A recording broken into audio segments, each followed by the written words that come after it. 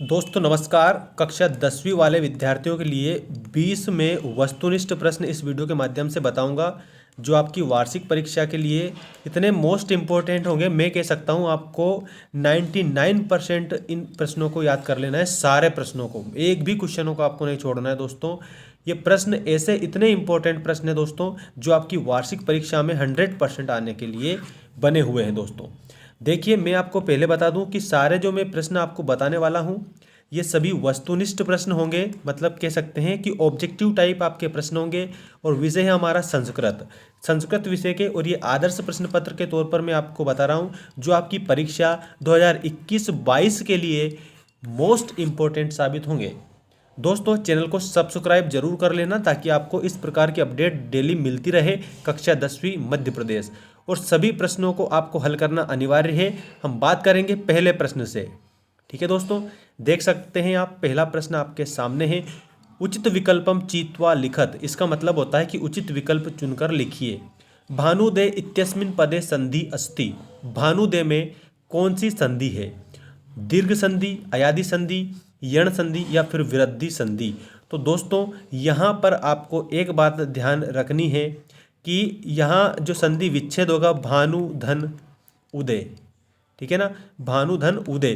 तो ये बड़ा ऊ और छोटा ऊ मिलकर क्या बन जाएगा? बड़ा ऊ बन जाएगा। और जहाँ पर बड़ा ऊ आता है, बड़ा आ आता है, तो हम कह सकते हैं कि वहाँ पर दीर्घ संधि है। कौन सी संधि है? दीर्घ संधि। तो भानुदे में जो संधि है ना दोस्तों, वो आएगा दीर्घ संधि। ठीक है। इसके बाद में बात करते हैं अगले क्वेश्चन की। देखिए, आपका अगला क्वेश्चन आपकी स्क्रीन के सामने है। तत् धन लीनः इत्यस्य संधि अस्ति। तत् और लीन, इसको मिलाकर कौन सी संधि बनती है दोस्तों? तो इसमें आपको करेक्ट आंसर करना है ऑप्शन नंबर बा, तल्लीनः। तत् धन लीनः, तो इसमें इस प्रकार से आप लिखेंगे तल्लीनः। ठीक है। अगला देखिए, जगदीशः इत्यस्य पदस्य संधि विच्छेदः अस्ति। जगदीश जो पद दिया गया है, इसकी संधि विच्छेद करिए। तो आप इस प्रकार से लिखेंगे जगत प्लस ईशः, जो कि आपका ऑप्शन नंबर आ में दे रखा है। पहले ही ऑप्शन में दे रखा है जगत धन ईशः जगदीश। ये जगदीश की संधि विच्छेद बनेगी। तो इसका करेक्ट आंसर आपका ऑप्शन नंबर 1 हो जाएगा। चैनल को सब्सक्राइब करके और बेल आइकन प्रेस कर देना, ताकि मैं डेली जो अपडेट आपके लिए लाऊं वो आपको मिलती रहे। देखिए, इसके बाद अगला प्रश्न है, विसर्ग संधे उदाहरणम अस्ति। मतलब कि जो विसर्ग संधि है उसका उदाहरण बताइए। तो दोस्तों मनोरथः, इसमें जो मनोरथः दे रखा है ना, मनोरथः, ये आपका विसर्ग संधि का उदाहरण है। ठीक है। अगला देखिए, सदाचारः एव परमो धर्म। सदाचार ही परम धर्म है। अस्मिन् वाक्ये अव्ययम अस्ति। अव्यय बताना है। तो अव्यय वो होता है जिसका कर्ता, लिंग, वचन, कारक आदि के कारण किसी प्रकार का परिवर्तन नहीं होता है। ठीक है। तो इसमें जो ये एव दे रखा है, ये अव्यय है। ठीक है। तो इसका करेक्ट आंसर क्या होगा? ऑप्शन नंबर 4 एव। सदाचार एव परमो धर्मा में एव अव्यय है। इसके बाद दूसरा प्रश्न देखिए, उचित विकल्प चीत्वा लिखत। इसमें आपको उचित विकल्प चुनकर लिखना है। चोर भयम इत्यस्मिन् पदे समास अस्ति। ये जो चोर भयम दे रखा है, इसमें कौन सा समास है, ये आपको इसमें बताना है। तो पंचमी तत्पुरुष समास है। मैं आपको आंसर बता रहा हूँ, ऑप्शन नंबर 2 पंचमी तत्पुरुष। अगला देखिए, द्विगु समासस्य उदाहरणम अस्ति। द्विगु समास का उदाहरण क्या है?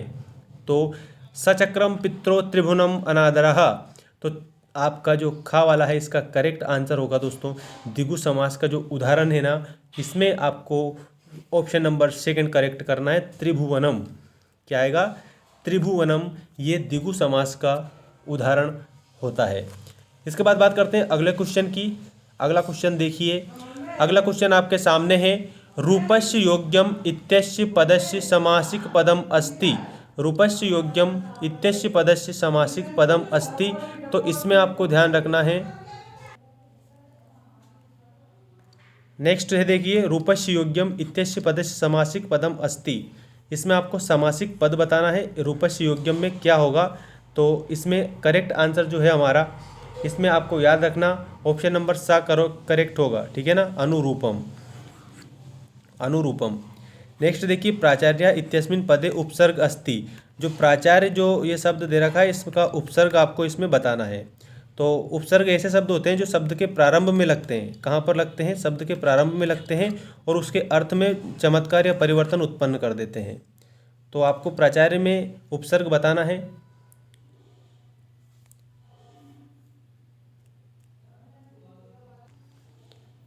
प्रा उपसर्ग है। ठीक है दोस्तों, इसके बाद में नेक्स्ट क्वेश्चन की हम बात करते हैं। क्वेश्चन नंबर 3 देखो, इसमें नेक्स्ट क्वेश्चन, अधोलिखित उपसर्ग अस्ति, अधोलिखितेषु उपसर्ग अस्ति। तो इसमें आपको उपसर्ग बताना है कि कौन सा उपसर्ग है। तो दोस्तों अनु जो दे रखा है, अनु उपसर्ग है।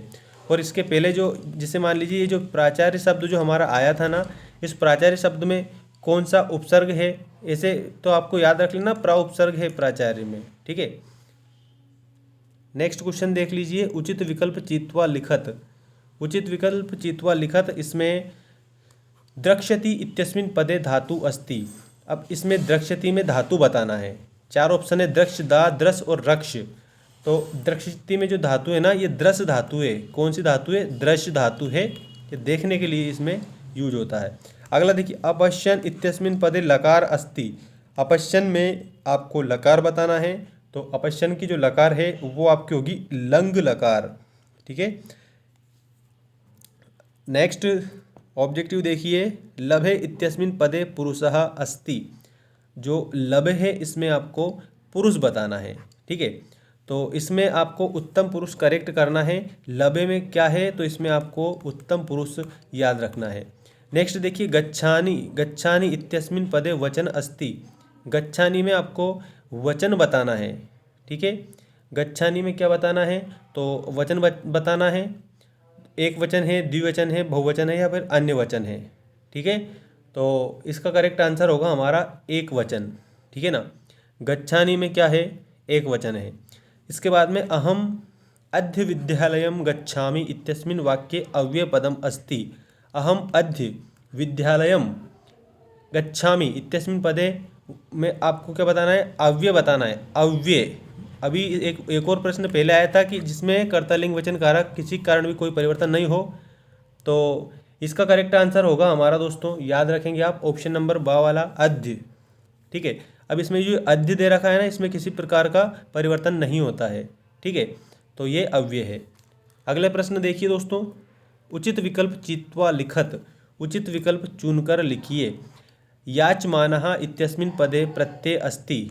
याचमान में आपको प्रत्यय बताना है। तो आपका होगा सानच प्रत्यय। याचमान में कौन सा प्रत्यय है? तो याचमान में सानच प्रत्यय है। अगला देखिए, टाप प्रत्ययस्य उदाहरणम अस्ति। जो टाप प्रत्यय है इसका आपको उदाहरण बताना है। ठीक है, तो टाप जो प्रत्यय है इसका उदाहरण होगा अजा। ठीक है, ये अजा टाप प्रत्यय का उदाहरण है। अगला देखिए, लघुत्वम प्रत्ययस्य उदाहरणम अस्ति। लघुत्वम प्रत्ययस्य उदाहरणम अस्ति मतलब कि लघुत्वम में कौन से प्रत्यय का उदाहरण है? तो इसमें आपको करेक्ट करना है त्वा प्रत्यय। ठीक है ना, कौन सा प्रत्यय है? लघुत्वम में त्वा प्रत्यय है। अगला देखिए, तुमुन प्रत्ययुक्तम पदम अस्ति। उस पद को आपको बताना है जिसमें तुमुन प्रत्यय का प्रयोग हुआ है और तुमुन प्रत्यय उसमें पाया गया है। ठीक है, तो जो घा वाला है इसका आपको करेक्ट आंसर करना है दोस्तों। अच्छे से याद रखना, इसको आपको भूलना नहीं है बिल्कुल भी। देखो, ऑप्शन पहले पढ़ लिया करें आप अच्छे से। ठीक है ना, तो जैसे जो तुमुन प्रत्यय है आपका, तुमुन प्रत्यय का उदाहरण क्या दिया है? ऑप्शन नंबर सा पठितुम। पठितुम में क्या आएगा? तुमुन प्रत्यय। इसके बाद में देखिए अंगा वाला, किल मनुष्याणाम देवतानाम चा देवतम। तो इसमें करेक्ट आंसर आएगा आपका ऑप्शन नंबर आ। ठीक है, माता। तो ये आपके सारे जो आंसर हैं दोस्तों करेक्ट, ये मैंने आपको बता दिए। और आज इस वीडियो के माध्यम से 20 मैंने आपको वस्तुनिष्ठ प्रश्न बताए हैं। याद रखना, 20 संस्कृत के वस्तुनिष्ठ प्रश्न बताए हैं जो आपकी वार्षिक परीक्षा की दृष्टि से काफ़ी मोस्ट इम्पोर्टेंट थे। और एक और बात मैं बता दूं कि वार्षिक परीक्षा से पहले इन 20 वस्तुनिष्ठ प्रश्नों को आप अच्छी तरह से याद करके जाना। आपकी परीक्षा में जो ऑब्जेक्टिव टाइप प्रश्न आएंगे ना, उसमें ये काफ़ी फ़ायदेमंद साबित होने वाले हैं। ठीक है दोस्तों, और एक और बात मैं बता दूं, टेलीग्राम जो चैनल की लिंक है हमने चैनल के अबाउट सेक्शन में दे रखी है। ठीक है ना, अगर आपको टेलीग्राम से जुड़ना है तो बिल्कुल आप टेलीग्राम से ज्वाइन हो जाइए, ताकि आपको वीडियो अपडेट वहाँ पर भी प्राप्त होती रहेगी। ठीक है, मिलते हैं नेक्स्ट वीडियो में। धन्यवाद।